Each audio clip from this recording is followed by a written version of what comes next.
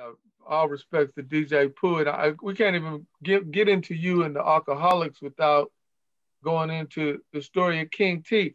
Now, I read Miss Jackson's book. I think Crystal Jackson. She has the Pacoima Stories book. Did you see that yet?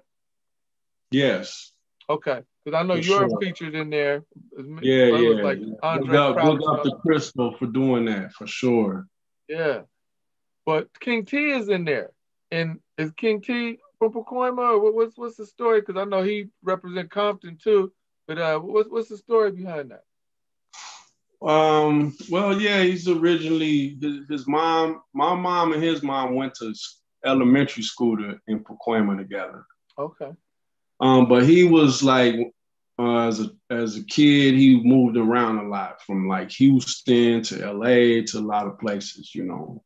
Okay. So, Compton put him on 100%. You know, Scotty D and Mixmaster Spade, rest in peace, and people like that really took him under their wing, and he represent Compton to the fullest. But he'll let you. He knows where the roots are from, and I don't want to give it up too much because Scotty D has a documentary coming out, and he really talks about it. He touches on it for the first time.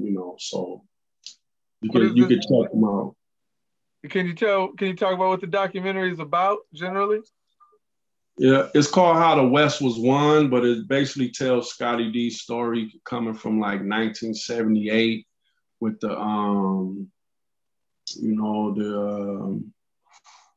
it just goes way back, man. It's called How the West Was Won. I don't want to give away, the storyline or nothing like that, but it's basically Scotty D's story coming from the Soundmaster crew, DJ crew, popping and locking before all of us was doing it. So it's a whole history, and he goes all the way up until like the 90s.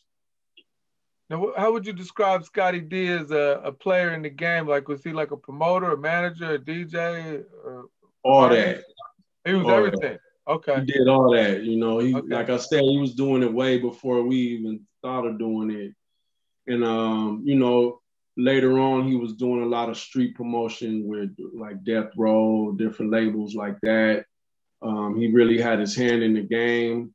He took us on our first tour, like me and King T, before we was even like, we were still teenagers. Took us out on the road doing shows with Ice-T and Whistle and Dana Dane and people like this, man, like before, we even knew what it was. So Scotty D is a legend, man. People know Scotty D, they real.